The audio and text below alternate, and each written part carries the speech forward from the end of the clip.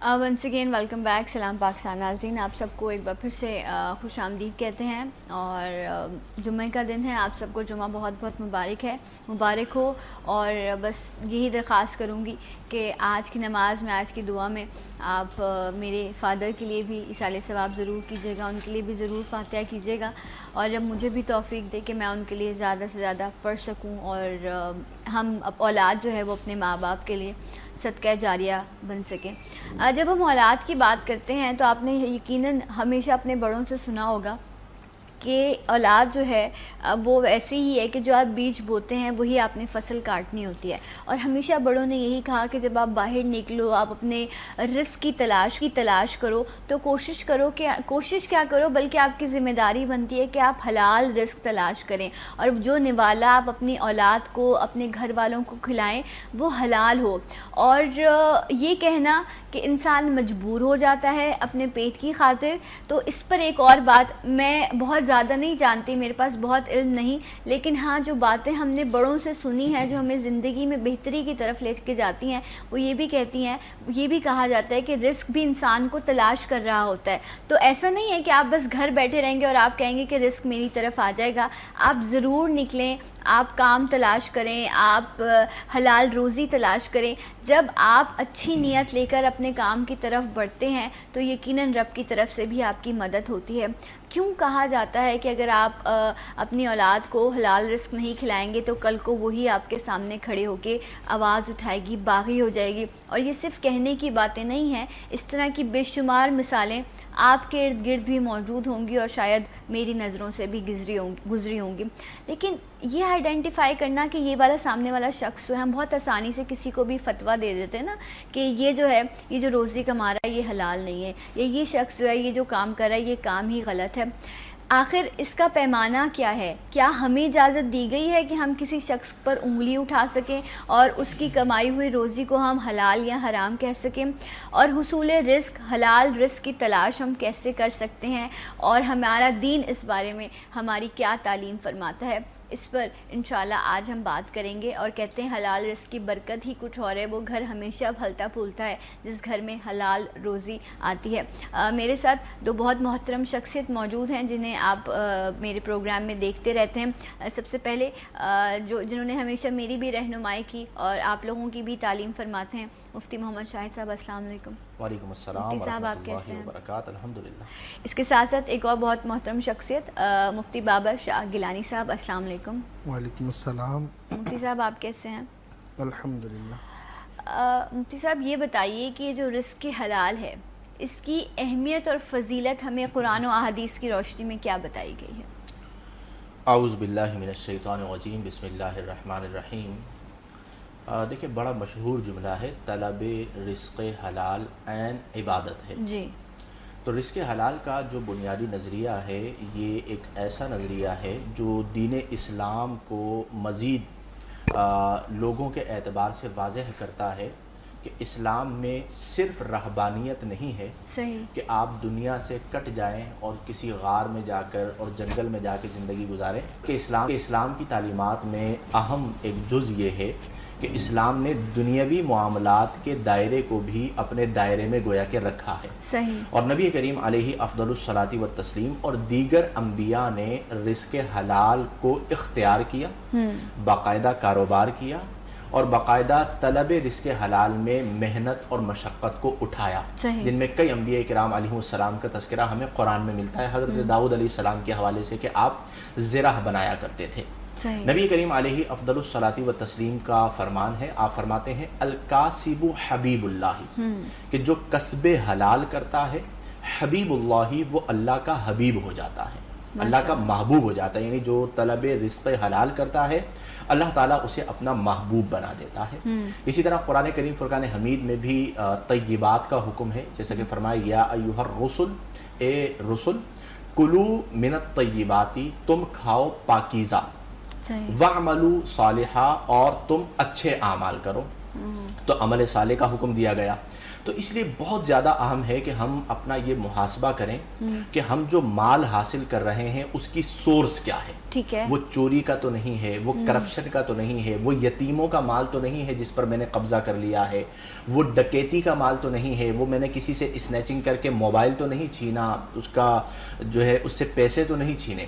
اگر اس طرح کے اموال ہیں تو پھر یہ یاد رکھ لیں کہ یہ ایز اٹ از یوں ہے کہ اگر آپ نے حرام مال, چوری کا مال ہے فار ایگزامپل, اس سے آپ نے بہت اچھا کھانا خریدا, وہ وقتی لذت تو ہے. اب جب آپ وہ کھانا کھا رہے ہیں تو یہ اس طرح ہے جس طرح آپ اپنے پیٹ میں انگارے بھر رہے ہیں. یا اللہ. میں ایک بڑا واضح فرق عرض کروں تو وہ یوں ہوگا کہ رزق حلال سے جو چیز آپ کھاتے ہیں وہ آپ کے لیے نور کا سبب بنتا ہے.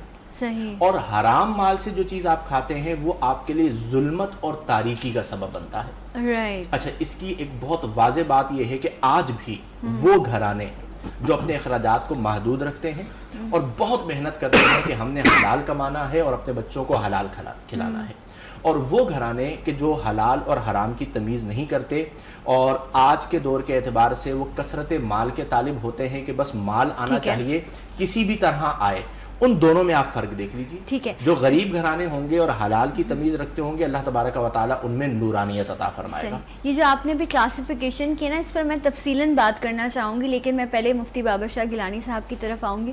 مفتی صاحب یہ عرض کیجیے, جس طرح مفتی صاحب بیان کر رہے تھے کہ عبادت ہے حلال رزق کی تلاش کرنا, سو اس حوالے سے یقیناً قرآن و احادیث کے حوالے سے ہمیں روشنی ملتی ہے اور ہم اسے سیکھتے بھی ہیں. آپ کیا کہنا چاہیں گے اس پر؟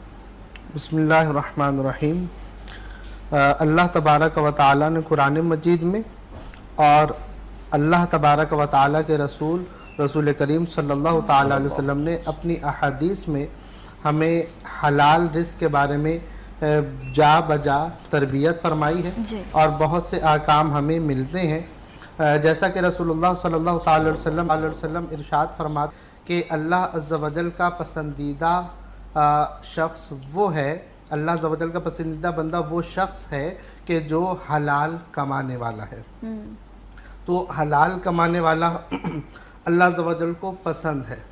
تو اب ہم یہ دیکھیں کہ جناب ہم دنیا کی نظروں میں اچھا ہونا چاہتے ہیں یا اللہ کی نظر میں اچھا ہونا چاہتے ہیں. ہم بعض اوقات دنیا کی نظر میں اچھا ہونے کے لیے اچھے سٹیٹس کی خاطر, اچھا کھانے, اچھا پہننے کی خاطر جو ہے وہ معاملہ ایسا کرتے ہیں کہ جناب حلال اور حرام کی تمیز چھوڑ دیتے ہیں. تو یاد رکھیے کہ وَتُعِزُّ مَن تَشَاءُ وَتُذِلُّ مَن تَشَاءُ بِيَدِكَ الْخَيْرُ إِنَّكَ عَلَى كُلِّ شَيْءٍ قَدِيرٌ إِنَّ اللَّهَ عَلَى كُلِّ شَيْءٍ قَدِيرٌ کہ اللہ عز و جل عزت دینے پر بھی قادر ہے اور ذلت بھی اللہ عز و جل کی جانب سے ہی ہے. تو اگر کوئی عزت اور ذلت کی خاطر جناب کہتا ہے کہ جناب میرا سٹیٹس بہت اونچا ہونا چاہیے, اس کی خاطر حلال اور حرام کو یا دنیا کی لذت حاصل کرنے کے لیے وہ ملا دیتا ہے, تو نہ اس کا دنیا میں تو خیر معاملہ یہ ہے کہ اللہ نے عزت دینی ہے, کسی انسان نے عزت نہیں دینی, تو اور آخرت بھی اپنی برباد کر دیتا ہے. یہاں تک کہ اگر ہم اپنے معاشرے میں دیکھیں کہ جناب ہم کہتے ہیں کہ ہماری اولاد وہ فرما بردار نہیں ہے, ہمارے معاملات بیماری آ جاتی ہے, بہت سارے معاملات ہیں.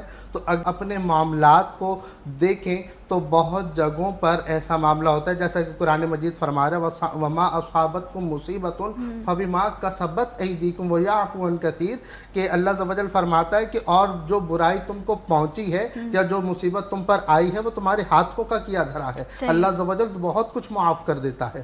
اللہ عز و جل ہمارے گناہوں کو معاف کرتا ہے, لیکن اب جو اگر ہم دیکھیں کہ جو ہمارے معاشرے میں مصیبتیں آ رہی ہیں, جیسے ہماری دعائیں قبول نہیں ہوتی, یہ جو ہے وہ زلزلے آنا اور یہ حکمران ہم پر ایسے جو اسلام کے خلاف جو مطلب حکمران ہم پر مسلط کر دیے گئے, مطلب بہت ساری ایسی ہماری معاشرتی جو برائیاں ہیں ان کی اگر جڑ کو پہنچیں تو جڑ ہے حلال نہ کھانا, حلال اور حرام میں تمیز نہ کرنا. یہ ہے اصل ہماری معاشرتی برائیوں کی جڑ. جہاں سے دیکھیں برائی کی جڑ وہیں پہنچے گی جہاں حرام کمائی شروع جو ابھی آپ نے ذکر کیا کہ جو ہے اللہ بھی بار بار بندے سے یہی کہتا ہے، اور یہ کہا گیا ہے، یہ حکم دیا گیا ہے کہ آپ کے سامنے جو چیز آتی ہے وہ آپ ہی کا کیا دھرا ہے. لیکن مفتی صاحب اگر اس میں ایک سوال آپ سے یہ بھی اس سے جوڑ کے پوچھوں کہ اکثر کسی کے گھر میں اگر بیماری ہے، تنگی ہے، یا آپس میں جو ہے سلوک سے نہیں رہتے، یا بے برکتی ہے، تو لوگ کہتے ہیں، یہی جملہ کہتے ہیں کہ نا یہ جو کر رہا تھا یہی اس کو دیکھنے کو ملا ہے اس کے سامنے. لیکن اکثر انسان کی آزمائش بھی تو ہوتی ہے، کیا وہ زندگی میں رب کی طرف سے نہیں ان پریشانیوں میں چلا جاتا، یا یہ بھی ایک ہی سینٹر ہے جس کو دیکھنا چاہیے؟ لیکن سب سے پہلی بات تو یہ ہے کہ ہمیں یہ اجازت نہیں ہے کہ ہم کسی پر تبصرہ کریں اور اس پر ہم بات کریں کہ جی اس پر اگر یہ معاملہ ہے تو یہ فلاں چیز کی وجہ سے ہے. ہمیں اس بات کا مکلف کیا گیا ہے کہ ہم اپنے آپ کو دیکھیں، کیونکہ اپنے بارے میں ہم حتمی طور پر جانتے ہیں کہ میں کیا ٹھیک کرتا ہوں اور کیا غلط کرتا ہوں.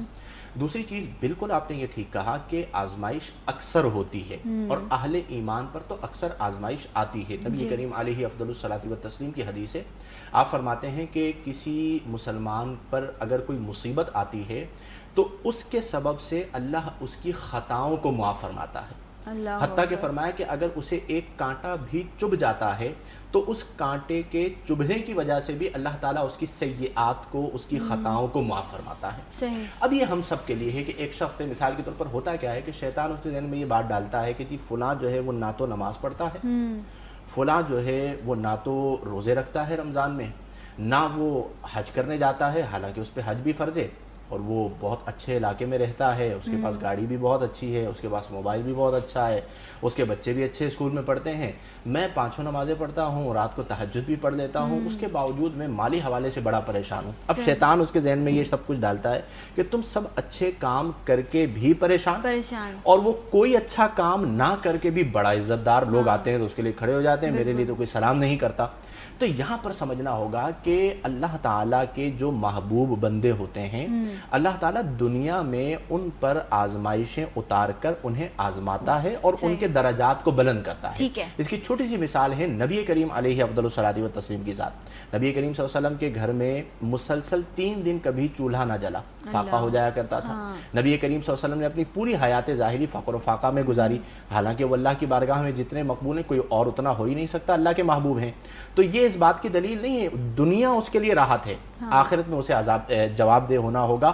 آپ کے لیے دنیا میں تھوڑی بہت تکالیف ہیں، آپ صبر کیجئے، اللہ تعالیٰ آپ کو اس پر اجر عطا فرمائے گا. بے شک، اور یہ آزمائش، یہی امتحان ہے انسان کا کہ اگر آپ تنگ دستی میں ہیں یا پریشانی میں ہیں، اور آپ کسی ایسی جگہ پر، ایسے ادارے میں، ایسے محکمے میں کام کرتے ہیں جہاں آپ کو پتہ ہو کہ میں کرپشن کر سکتا ہوں، یا میں کسی سے جو ہوں اس کا کام کرانے کے لیے پیسے لے سکتا ہوں. وہ کہتے ہیں نا آپ کی زبان کو ایک بار چسکا لگ جاتا ہے ان چیزوں کا کہ آپ اپنے آپ کہتے ہیں نہیں یہ تو جو چھوٹا موٹا پیسہ آتا ہے اس سے میں اپنے سائٹ کے خرچے نکال لیتا ہوں، میں یہ پیسہ گھر نہیں لے کے جاتا. اس پہ بھی لوگ جو ہے نا ایکسکیوزز دے رہے ہوتے ہیں کہ یہ جو سائٹ کی ہم اس طرح کے پیسے کما لیتے ہیں، نہ میں بچوں پہ نہیں خرچ کرتا، میں یا میں اپنے گھر میں نہیں لے کے جاتا، میں تو اس سے اپنے سائٹ کی چیزیں کر لیتا ہوں یا شاپنگ کر لیتا ہوں. اپنے آپ کو ایکسکیوز دینا جو ہے وہ بھی ہم اپنے لیے غلط کر رہے ہوتے ہیں. مفتی صاحب ہم نے اس طرح کی بھی پریکٹس دیکھی کہ ہم لوگ یہ تمام چیزیں کرتے ہیں. مفتی بابر شاہ گیلانی صاحب اس پر کیا کہیں گے؟ مجھے ایک بریک لینا ہے، پہلے میں بریک لیتی ہوں، پھر بریک کے بعد آ کر آپ کی کالز بھی شامل کریں گے اور اس ٹاپک کو آگے بڑھائیں گے. ہمارے ساتھ رہیے. سلام پاکستان.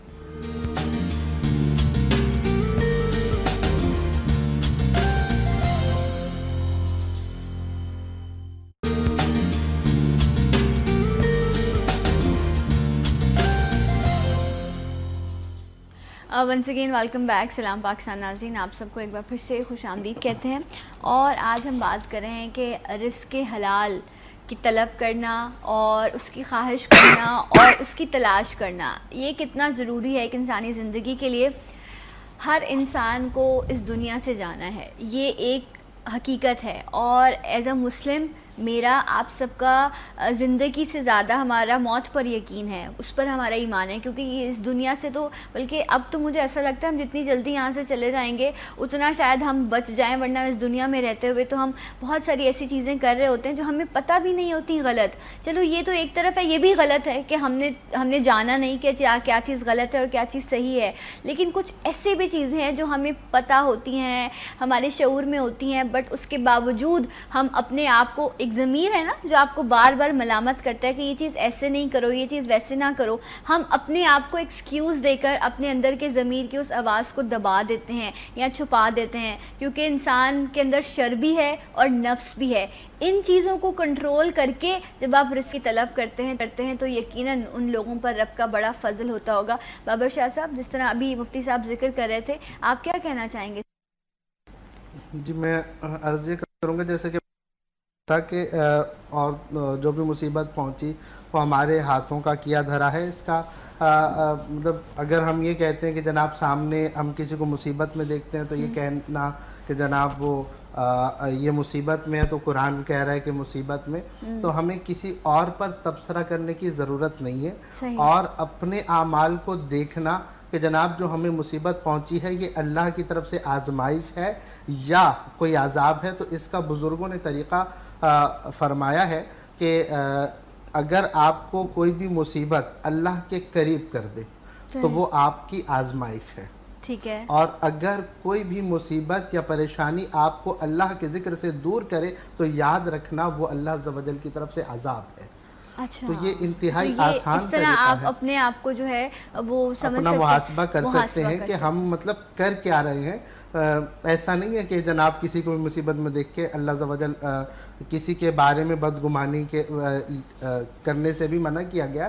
اور دوسرا جیسا کہ آپ فرما رہی ہیں کہ رزق کے حوالے سے کہ ہم حلال اور حرام کی تمیز نہیں کرتے اور جناب وہ سائیڈ خرچہ جو رکھتے ہیں کہ جناب ہم پاکٹ منی لے رہے ہیں گھر پر تو نہیں، لیکن اس کا بھی تو عذاب تو ہے. قرآن مجید میں اللہ عز و جل ارشاد فرما رہا ہے ما من دابۃ فی الارض الا علی اللہ رزقها، کہ دنیا میں ہر شخص کا رزق اللہ عز و جل نے مقرر کر دیا. ہر شخص کو وہی ملے گا جو اس کے لیے مقرر ہو گیا. جیسا کہ حضرت علی رضی اللہ تعالیٰ عنہ ایک دفعہ نماز پڑھنے جا رہے تھے، اپنا کچھ سامان کسی کے پاس رکھوا کر گئے ہیں کہ میں نماز پڑھ کر آ جاؤں، تم اس کی رکھوالی کرو، واپسی آ کر لے لیتا ہوں. امانت رکھوا کر جب نماز پڑھ کر واپسی آئے تو وہ شخص نہیں تھا. تو آپ کا جو سامان تھا وہ ضرورت کا تھا، آپ مارکیٹ میں اس کو لینے گئے ہیں تو مارکیٹ میں وہ سامان آپ کو ویسا ہی مل گیا. تو آپ نے کہا کہ یہ کہاں سے آیا؟ بولا وہ ایک شخص 2 درہم کا یہ مجھے بیچ کر گیا. وہ جو شاید گھوڑے کے اوپر جو ایسی کوئی چیز تھی، ذرا جی بالکل. جی ہاں. تو وہ جو سامان انہوں نے لیا، انہوں نے پھر بتایا کہ اس شخص کو میں نے ارادہ کیا تھا کہ واپسی آ کر 2 درہم دوں گا. اس کے نصیب میں 2 درہم تھے لیکن اس نے صبر نہیں کیا، اس کو حرام طریقے سے حاصل کر لیا. ہاں، مطلب یہ کہ اس کو وہ 2 درہم تو ملے لیکن حلال نہیں ملے، حرام ملے. تو اور بھی چیز جو اس وقت میرے ذہن میں آ رہی ہے، کہتے یہ ہیں کہ انسان کا رزق جو ہے وہ لکھ دیا جاتا ہے کہ اس کو اتنا رزق ملنا ہے. تو مفتی صاحب یہ چیز حقیقت ہے کہ یہ اتنا رزق ہر انسان اپنے نصیب میں لکھوا کے آیا ہے، پھر وہ دنیا میں آ کر اس کو ڈھونڈنے کی جو تق و دو کرتا ہے، اصل وہ امتحان ہے؟ بالکل. دیکھیں النصیب یصیب، جو چیز نصیب میں لکھ دی گئی ہے یصیب وہ پہنچ کے رہتی ہے. صحیح. اور تقدیر میں جو لکھ دیا گیا ہے وہ آپ کو ملنا ہے. لیکن تقدیر میں جو آپ کے لیے لکھا گیا ہے اس کے لیے کوشش بھی آپ کے لیے لکھی گئی ہے. مثال کے طور پر کسی کے لیے یہ لکھا گیا کہ فلاں مہینے میں 50,000 روپے کمائے گا مثال کے طور پر، تو اس کے لیے یہ بھی تقدیر میں لکھا ہوا ہے کہ وہ کام کرنے جائے گا تو اسے 50,000 روپے ملیں گے. اب ہمارے یہاں بہت سارے لوگ ہیں جو تقدیر کا مفہوم لے کے گھر پہ بیٹھ جاتے ہیں، جی تقدیر میں جتنا لکھا ہوا ہے اتنا تو ملے گا، ہمیں کوشش نہیں کرنی. تو اسلام میں اس کی بالکل گنجائش نہیں ہے. تقدیر میں رزق لکھا ہوا ہے تو تقدیر میں رزق کے لیے سعی کرنا اور کوشش کرنا بھی لکھا ہوا ہے. جہاں تک رزق حلال کا معاملہ ہے، نبی کریم علیہ افضل الصلاۃ والتسلیم خود ارشاد فرماتے ہیں کہ سب سے بہترین لقمہ وہ ہے جو بندہ اپنے ہاتھ سے کما کر کھاتا ہے، اور سب سے بہترین گویا کہ کھانا وہ ہے جو بندہ اپنے ہاتھ سے کما کر کھاتا ہے۔ تو آپ دیکھ لیجئے کہ جو لوگ محنت کرتے ہیں، مشقت کرتے ہیں، دن بھر اپنا پسینہ بہاتے ہیں، اور پھر جب وہ کھانا کھاتے ہیں تو اس کا لطف ہی اپنا ہوتا ہے۔ ہم آج کے دور میں یہ دیکھتے ہیں کہ خیر یہ تو ایک علامت قیامت بھی ہے کہ نبی کریم علیہ افضل الصلاۃ والتسلیم نے فرمایا کہ ایک زمانہ ایسا آئے گا کہ رزق حلال ناپید ہو جائے گا۔ تو اگر ہم آج کے دور میں یہ بات دیکھیں، بالخصوص ہمارے معاشرے میں دیکھیں، تو ناپید نہیں ہوا تو کمیاب ضرور ہو گیا ہے، کیونکہ آج کے دور میں یہ باتیں کرنا بہت آسان ہے، لیکن پیور رزق حلال کمانا بڑا مشکل معاملہ ہے، کیونکہ حالات ایسے ہو چکے ہیں، کرپشنز اتنی ہو چکی ہیں، مہنگائی اتنی زیادہ ہو چکی ہے کہ لوگ اس طرف جاتے ہیں، لیکن جو اللہ کے بندے ہوتے ہیں وہ رزق حلال ہی کی طرف جاتے ہیں۔ اچھا مفتی صاحب، اس پہ کامنٹ کیجیے گا، یہ میں کسی کی ذات پر یا کسی شخص کے بارے میں بات نہیں کری، یہ میں ایک چیز اس لیے اس وقت ذکر کر رہی ہوں کیونکہ اس سے میری اور آپ کی رہنمائی ہوگی۔ میں ایک خاتون سے ملی، ان کے جو ہسبینڈ ہیں وہ ایک ادارے میں کام کرتے جہاں پر ایک سرٹن اماؤنٹ ان کو ملتا تھا، بٹ اب لائف میں وہ لگژریز کے عادی ہو چکے، کیونکہ ڈاؤن فال آتا ہے نا ہر انسان کا، آپ نے اونچائی بھی دیکھی ہوتی ہے لیکن آپ کبھی کبھی نیچے بھی آ جاتے ہیں۔ تو اب جب ان کو یہ پتہ ہے کہ اب جب میرے ہسبینڈ کے لیے مشکل ہے تمام چیزیں کرنا، تو ان کو آپشن ملے کہ وہ کسی دوسرے طریقے سے جو غلط طریقہ ہے اس کے ذریعے وہ پیسے کما سکتے تھے، اب وہ پیسہ گھر بھی آ رہا ہے۔ اب وہ عورت کہتی ہے میں روتی بھی ہوں، میں اپنے شوہر کو سمجھاتی بھی ہوں، میں اسے معافیاں تک مانگتی ہوں کہ تم یہ نہ کیا کرو، میں اس پیسے کا استعمال نہیں کرتی، لیکن مجھے یہ پتہ ہے کہ میرے شوہر کی جیب میں وہاں سے پیسہ آتا ہے جو غلط ہے۔ کیا کریں گے لوگ ایسی کنڈیشن میں؟ کچھ لوگوں کو تو احساس ہی نہیں ہوتا، اور کچھ لوگ بیچارے احساس دلانا بھی چاہتے ہیں لیکن لوگ رکتے نہیں ہیں۔ کیا کرنا چاہیے؟ دیکھیں، جو رزق حرام ہے ہاں، اس کی تو جسٹیفیکیشن کسی صورت میں پیش نہیں کی مطلب جا سکتی۔ کرپشن کا پیسہ یا کسی سے چور کہا ہے تو وہ چوری کی جسٹیفیکیشن نہیں دے سکتا، یتیم کا مال کوئی کھا رہا ہے وہ اس کی جسٹیفیکیشن نہیں دے سکتا، وہ حرام ہے اور حرام رہے گا۔ ایسے لوگوں کو جو اس طرح کے کام کر رہے ہیں انہیں سوچنا چاہیے کہ یہ لمحہ بھر کا مزہ ہے، چند سالوں کا مزہ ہے، لیکن اس کی وجہ سے میری قبر کی زندگی برباد ہو رہی ہے، میری آخرت کی زندگی برباد ہو رہی ہے، تو میں کیوں کچھ مزے کے لیے اپنی قبر اور اپنی آخرت کو داؤ پہ لگا دوں؟ دیکھیں، اس کے لیے سب سے اہم چیز ہے خوف خدا۔ سمجھانا بھی تبھی نفع دے گا جس کے دل میں خوف ہوگا، ورنہ آج کے دور میں ایسے بہت سارے لوگ ہیں جو کرپشن کرتے ہیں، ناجائز کماتے ہیں، حرام کماتے ہیں، اور وہ اس کی جسٹیفیکیشن بھی دے رہے ہوتے ہیں، کہتے ہیں جی اس کے بغیر تو گزارا ہی نہیں ہے، اور خالی ہم تھوڑی کر رہے ہیں، پورا معاشرہ ہی کرپٹ ہے۔ تو اللہ کی بارگاہ میں آپ کا یہ جواب نہیں چلے گا، اللہ کی بارگاہ میں جس چیز کا آپ کو مکلف کیا گیا ہے وہ چلے گا۔ اب ہوتا کیا ہے کہ جب خواہشات بڑھتی رہتی ہیں تو بندہ پھر انہی کے پیچھے چلتا رہتا ہے۔ نبی کریم علیہ افضل الصلاۃ والتسلیم کی ایک حدیث مبارکہ ہے، آپ فرماتے ہیں لو کانا لابن آدم واد من الذهب، اگر ابن آدم کو سونے کی ایک پوری وادی دے دی جائے، یعنی ایک ایسا علاقہ دے دیا جائے جو پورا گولڈ کا ہو، سونے کا ہو، تو وہ یہ تمنا کرے گا کہ میرے لیے ایک اور ایسی وادی ہو۔ پھر اسے ایک اور وادی دے دی جائے تو پھر وہ یہ تمنا کرے گا کہ میرے لیے ایک اور ایسی وادی ہو۔ اسے ہم آج کے دور کے اعتبار سے دیکھیں تو ایک گاڑی آ جائے تو دوسری گاڑی کی تمنا، ایک گھر آ جائے تو دوسرے گھر کی تمنا، ایک شہر میں گھر آ جائے تو پاکستان کے ہر بڑے شہر میں میرا گھر ہونا چاہیے، اس کی تمنا، ملک سے باہر گھر بنانے کی تمنا بڑھ جاتی ہے۔ نبی کریم علیہ افضل الصلاۃ والتسلیم نے فرمایا، کبھی نہیں مٹتی، آپ نے خود فرمایا کہ ابن آدم کے پیٹ کو قبر کی مٹی کے سوا کوئی چیز نہیں بھر سکتی۔ تو آپ دیکھ لیجئے، جب تک بندہ چل رہا ہوتا ہے دنیاوی حوالے سے تو اس کی تمنائیں بڑھتی رہتی ہیں، خواہشات بڑھتی رہتی ہیں، آرزویں بڑھتی رہتی ہیں، لیکن جب مر جاتا ہے تو جو روڈ پر مرنے والے کو ایک کفن دیا جاتا ہے، اسی طرح کا کفن ایک بہت بڑی کوٹھی میں مرنے والے کو بھی دیا جاتا ہے، اور انجام بھی وہی ہے۔ جی، تو ہمیں چاہیے کہ ہم اپنی موت کو یاد رکھیں، یعنی جو آج حرام کما رہا ہے وہ فوراً اپنی موت کو ذہن میں لے کر آئے کہ میں نے لے کر کیا جانا ہے۔ نبی کریم علیہ افضل الصلاۃ والتسلیم نے فرمایا کہ قاطع اللذات، یعنی لذات کو قطع کر دینے والی، اور ایک حدیث میں فرمایا ہادم اللذات، لذات کو منہدم کر دینے والی موت کو کثرت سے یاد کیا کریں۔ لیکن وہ جو بہن ہے وہ لائق تعریف ہے، کیونکہ ہمارے ہاں ہم نے ایسے بھی گھرانے دیکھے ہیں کہ جہاں پہ دونوں فرد یعنی مرد عورت دونوں ملوث ہوتے ہیں، بلکہ خواتین کئی جگہوں پہ فورس کرتی ہیں جی میری ضروریات پوری نہیں ہو رہی، جہاں سے مرضی ہے پیسے لے کر آؤ۔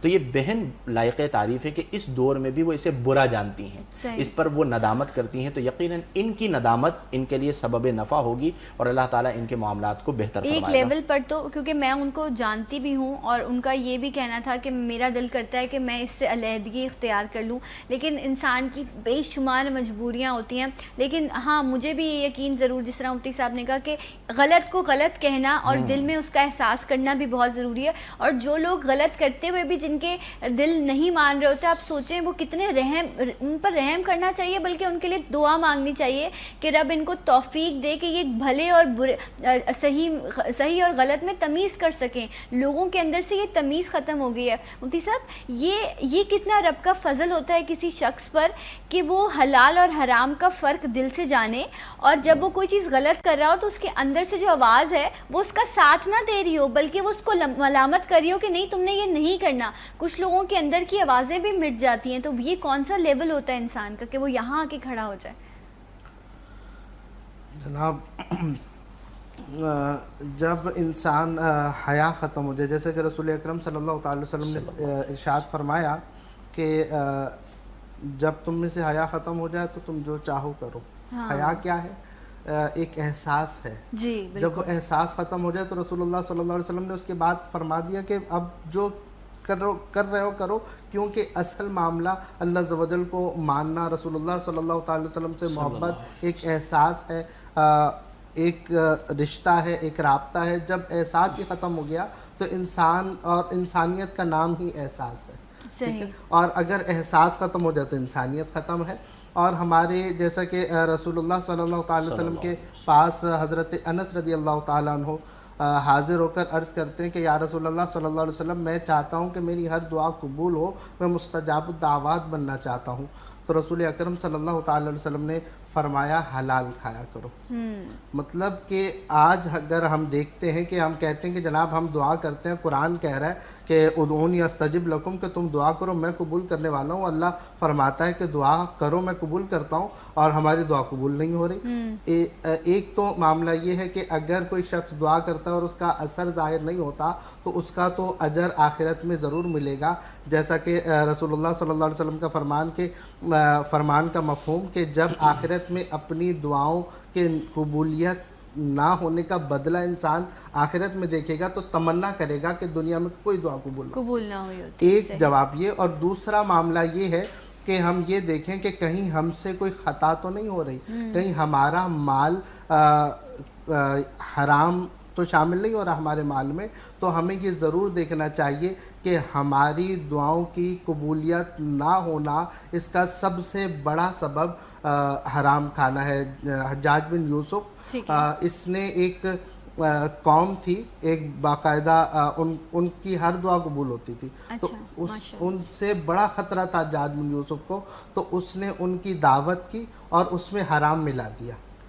تو اور اس کے بعد بڑے دھڑلے سے وہ کہنے لگا اور دین کے مذاق اڑانے لگا. تو اس قوم نے کہا کہ ہم آپ کے لیے بد دعا کریں گے. کہا اب جو کر سکتے ہو کرو، اب تمہاری دعا قبول نہیں ہوگی، تمہیں میں نے حرام کھلا دیا. یا اللہ. اچھا یہ جو آپ نے کہا نا کھلانے کی بات کی آپ نے، ہم اب جس سوسائٹی میں رہتے ہیں وہاں عیش و عشرت، نمود و نمائش اور یہ لگژری اور سو کالڈ یہ تمام چیزیں جو ہیں یہ بہت بہتر ہیں. ہم سلام بھی اس کو کرتے ہیں جو اچھے عہدے پر ہو، جو اچھی گاڑی میں ہو، جس کا اچھا اسٹیٹس ہو. آپ کو پتہ ہے کہ یہ سامنے والا شخص جو ہے، ہم چاہے اس کے منہ پہ نہ بول سکیں لیکن پیٹھ پیچھے ہمیں پتہ ہوتا ہے کہ یہ کر کیا رہا ہے انسان. پھر جب وہ آپ کو دعوت دے تو اس دعوت کو قبول کرنا چاہیے یا آپ کو کیا کرنا چاہیے؟ بڑی عام سی بات ہے لیکن حقیقت بہت ہے اس کی. اس پر بھی بات ہوگی آفٹر دس بریک. ہمارے ساتھ رہیے. سلام پاکستان.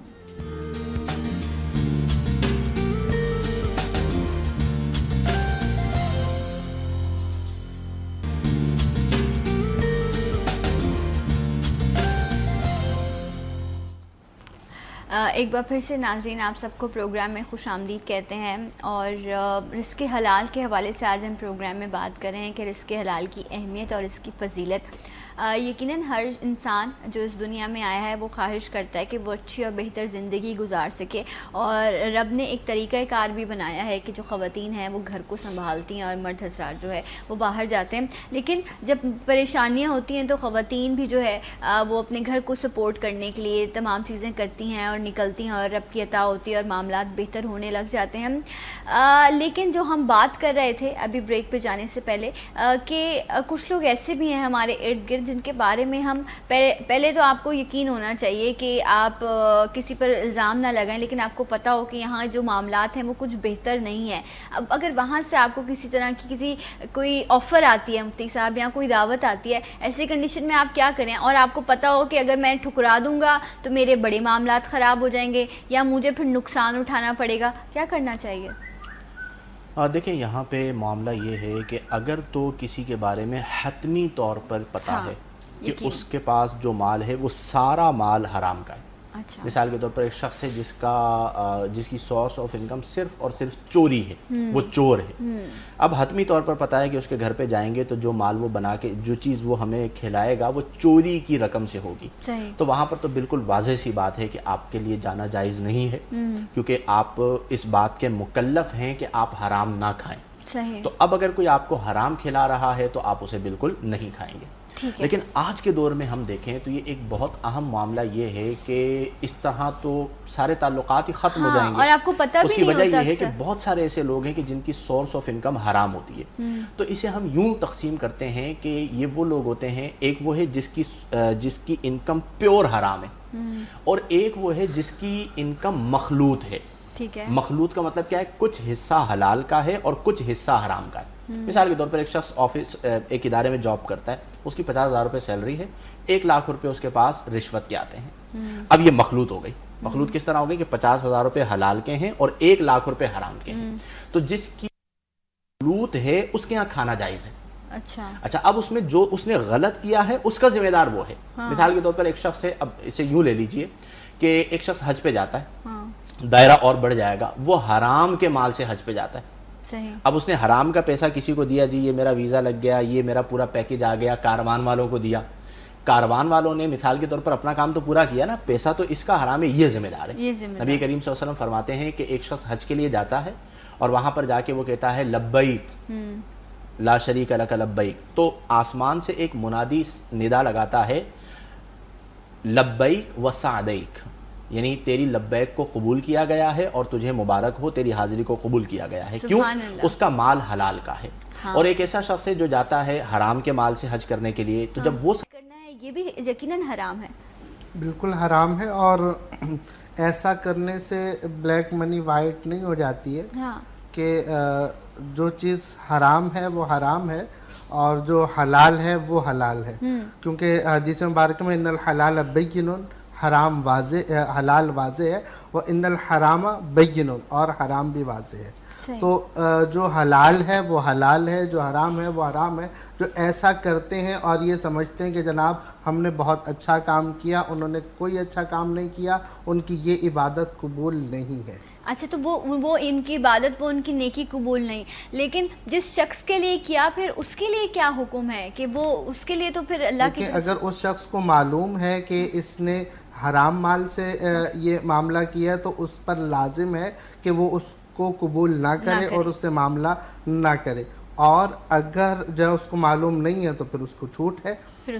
اور لیکن یہ جیسے گناہ اور جواز کا معاملہ ہے کہ جناب اگر کسی نے حلال کسی طرح پہنچ گیا، یا ہم کسی کے ہاں دعوت پر گئے، یا جیسے ابھی میں نے حجاج بن یوسف کا کیا ذکر کیا تھا کہ جناب وہ تو حرام اگر کسی اور طریقے سے پہنچ گیا، جیسے کہ صحابہ کرام کے واقعات ہم نے سنے، تو وہ اگرچہ اس پر گناہ نہیں ہے لیکن ان کا تقویٰ ہے. ٹھیک ہے، فتویٰ یہ ہے کہ جائز ہے کہ ان کو نہیں معلوم یا جو بھی معاملات ہیں، لیکن اس سے بچنا ضرور ہے، اور اس سے ہمارے معاملات میں بہت اثر ہوتا ہے. امام محمد رحمۃ اللہ تعالی علیہ، ان سے کسی نے عرض کی کہ حضور معرفت الہی پر کوئی کتاب لکھ کر دے دیجئے، تو آپ نے ایک کتاب لکھی اور پیش کر دی. تو وہ جب کتاب دیکھی گئی وہ حلال رزق پر کتاب تھی، تو انہوں نے کہا ہم نے تو معرفت الہی کا عرض کیا تھا، تو کہا معرفت الہی کی ابتدا ہی حلال رزق سے ہے، کہ جب آپ حلال رزق استعمال کریں گے آپ کا دل روشن ہوگا، آپ کے جسم میں جب نور جائے گا تو اللہ عز و جل کا علم، اللہ عز و جل کی معرفت آپ کو پہنچے گی۔ تو جب تک آپ نور نہیں کھائیں گے، جب تک آپ وہ حرام مال کھائیں گے تو آپ کو معرفت نہیں ملے گی۔ اور یہی وجہ ہے کہ ہمارے معاشرے میں جتنی بھی برائیاں ہیں، یا ہم اپنے معاشرے کی اصلاح نہیں کر پا رہے ہیں، یا دعائیں، یہ سارے معاملات ہمارے حلال اور حرام پر ہیں۔ اور اسی طرح جیسے بزرگان دین ان چیزوں سے نفرت کیوں کیا کرتے تھے کہ ان کے شب و روز کے جو معاملات تھے، جو معرفت الہی یا جو بھی ان کے تصوف کے معاملات تھے، ان میں بہت بڑی رکاوٹ کا سبب بنتا تھا۔ اسی لیے کئی بزرگوں نے اس طرح کر لیا اور ان کے معاملات بند ہو گئے، مطلب دیدار نہیں ہو رہا یا اس طرح کے معاملات نہیں ہو رہے، تو ایسے میں انہوں نے غور کیا تو پھر کہیں جا کر پہنچے کہ ہم نے یہ تعلق ایسا تھا جس کی انجانے میں کوئی حرام مال ہمارے جو ہے نا پیٹ میں چلا گیا، جس کے یہ اثرات 40 دن تک کے معاملات رہتے ہیں، اور حرام کھانے والے کے 40 دن تک کے معاملات اسی طرح ڈسٹرب رہتے ہیں۔ صحیح۔ اچھا، جس طرح ابھی مفتی صاحب بات کریں، اولاد کے حوالے سے بہت کہا جاتا ہے، یہاں پر تربیت کا بڑا عمل دخل ہے کہ ماں باپ اپنی اولاد کی ایسی تربیت کریں، اور تربیت آپ یقیناً ماں کی گود سے، آپ کے گھر سے شروع ہوتی ہے، جیسا وہ اپنے والد کو دیکھیں گے، کیونکہ والد ان کے لیے سپر مین ہوتا ہے، وہ ان کا ہیرو ہوتا ہے کہ میرا والد جو ہے وہ جس طرح اپنے شب و روز گزارتا ہے، جس طرح اپنے کام کرتا ہے، بچے بھی اپنے والدین کو دیکھ کر اسی طرح فالو کر رہے ہوتے ہیں۔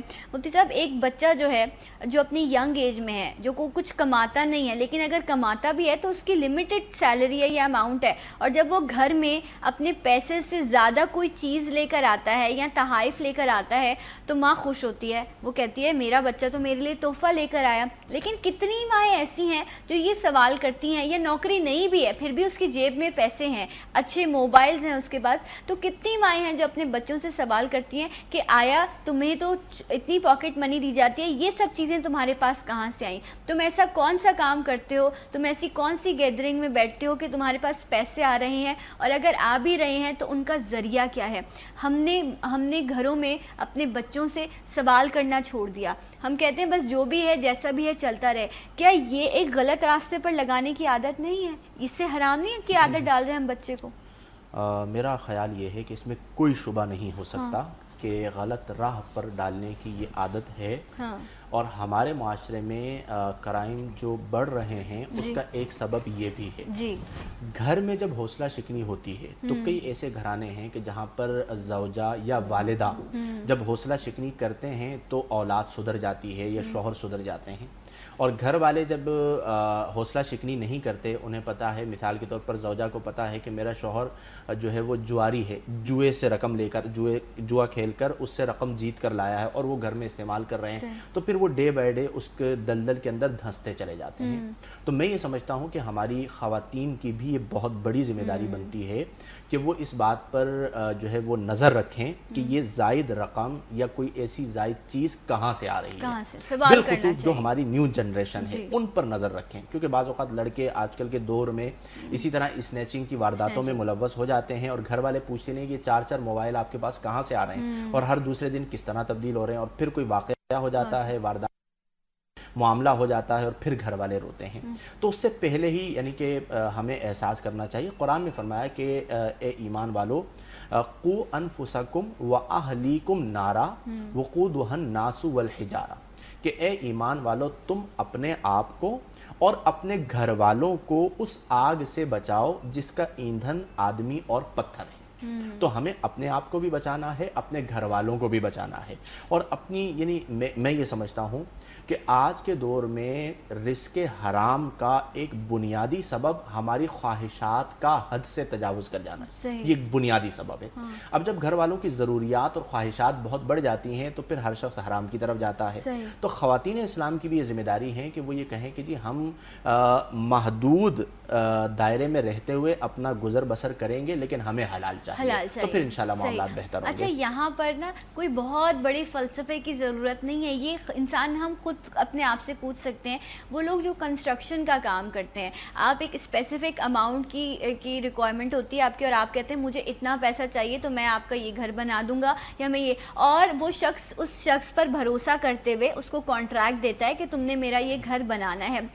अब आप देखिए, इसमें आप आप मेहनत कर रहे हैं, आप धूप में आप लोगों को, लेबर को संभाल रहे हैं, ये बड़ा मुश्किल काम है, लेकिन आपने नाकिस मटेरियल इस्तेमाल किया, आपने जो कहा, जो कागजात में लिखा, आपने वो चीज़ इस्तेमाल नहीं की, तो आपने धोखा दिया ना मुफ्ती साहब, आपने चीट किया, आपने वो अपनी तमाम मेहनत, वो तमाम वक्त, अपना पसीना, आपने अपने बच्चों से भी आप दूर रहे, आपने सब कुछ किया। लोग ट्रेवल करते हैं, दूसरे शहरों में जाकर रहते हैं, दुनिया भर में जाके काम करते हैं, लेकिन वो आपकी एक छोटी सी, वो जो दिमाग का फतूर है ना, जो हमारे दिलों में, जो हमारे अंदर शर मौजूद होता है, जो हम नफ्स को नहीं संभाल पाते, उस एक गलती ने उस तमाम मेहनत को, आपकी तमाम नियत को ज़ाया कर दिया। तो हकीकत एज इट इज़ एक हदीस मेरे जहन में आई है आपकी इसी बात से मुताल्लिक़, वो मैं सुना देता हूँ। नबी करीम सल्लल्लाहु अलैहि वसल्लम ने फरमाया कि एक शख्स तलबे रिज़्क़े हलाल में, तलबे माल में निकलता है, उसके बाल बिखरे हुए होते हैं, वो मुश्किलात का सामना करता है, और फिर वो जब मुश्किलात का शिकार हो जाता है तो कहता है या रब्बी, ए मेरे रब, यानी दुआ करता है। तो नबी करीम सल्लल्लाहु अलैहि वसल्लम ने फरमाया कि उसकी दुआ कैसे कबूल हो जबकि उसका खाना हराम है और उसका पहनना हराम है। ये बिल्कुल एज इट इज़ नबी करीम सल्लल्लाहु अलैहि वसल्लम का फरमान है। आज हमारे यहाँ बहुत सारे लोग ये शिकायत करते हैं कि जी हम दुआ करते हैं तो दुआ कबूल नहीं होती। दुआ कैसे कबूल होगी कि आपके पेट में लुक़मा हराम, आपका लिबास हराम के माल से, आपकी तमाम जो इनकम है वो हराम की है।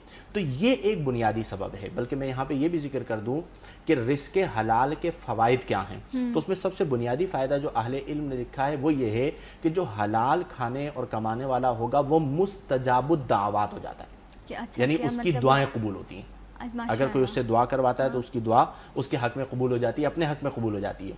और जो हराम कमाने वाला होता है वो मरदूदुद दुआ हो जाता है, गोया कि उसकी तमाम दुआएं रद्द कर दी जाती हैं। तो ये जो आजकल मामला है कि बंदा दुआ करता है फिर कहता है मेरी दुआ कबूल नहीं हो रही, नबी करीम सल्लल्लाहु अलैहि वसल्लम ने फरमाया कि उसकी दुआ कैसे कबूल हो जबकि उसका खाना हराम का है और उसका पहनना हराम का है। तो इस पर हमें अपना मुहासबा करना चाहिए। चौधरी साहब, यही अगर मैं मिसाल लूँ, इस तरह के बड़े सारे काम हैं। अगर हम सब्ज़ी फरोश की बात करें या जो स्टोर्स वाले हैं, पूरा दिन आप लोग काम कर रहे होते हैं लेकिन वज़न में थोड़ी सी आगे पीछे चीज़ कर लेते हैं। अब आप देखें कितनी, आप उस एक छोटी सी, अभी हम भी बात करें तो हम कह रहे हैं ये छोटी सी गलती कर लेते हैं, लेकिन उस छोटी सी गलती ने आपकी हर चीज़ को ख़राब कर दिया। एक शख्स का फ़ैसला आपकी पूरी नस्ल के लिए, आपके पूरे घराने के लिए वबाल बन जाता है, क्योंकि वो रोज़ी आप घर लाते हैं, फिर आपके बच्चे उसको इस्तेमाल करते हैं। कहते हैं अगर औलाद आपकी फर्माबरदार है तो वो एक रिज़ल्ट होता है आपके खिलाए हुए निवालों का। तो ये जो आजकल औलाद इतनी नाफरमान हो रही है और माँ बाप के सामने खड़े होकर बात करना बुरी बात नहीं है, लेकिन बात करने का तरीका और अदब होना चाहिए, क्या ये भी एक फैक्टर है इसका? बिल्कुल ये फैक्ट है। जैसे कि वो हदीस मुबारका का मफ़हूम है कि बदतरीन शख्स वो है कि जो वज़न में कमी करे और मिलावट करे। सही। तो मतलब ये जो मिलावट करने वाले या वज़न में कमी करने वाले हैं वो रसूलुल्लाह सल्लल्लाहु अलैहि वसल्लम की नज़र में, अल्लाह और उसके रसूल की नज़र में बदतरीन शख्स हैं। सही। तो उन्हें इस चीज़ में गौर करना चाहिए। और देखें जनाब, अगर हम बहुत ही आला कोई चीज़ बनाएं और उसमें एक हल्का सा भी हराम शामिल कर दें तो हमारी तमाम चीज़ों में से बरकत उठ जाती है, वो चीज़ ज़ाया हो जाती है। आप दोनों शख्सियत का बहुत शुक्रिया, और बस जाते जाते यही दुआ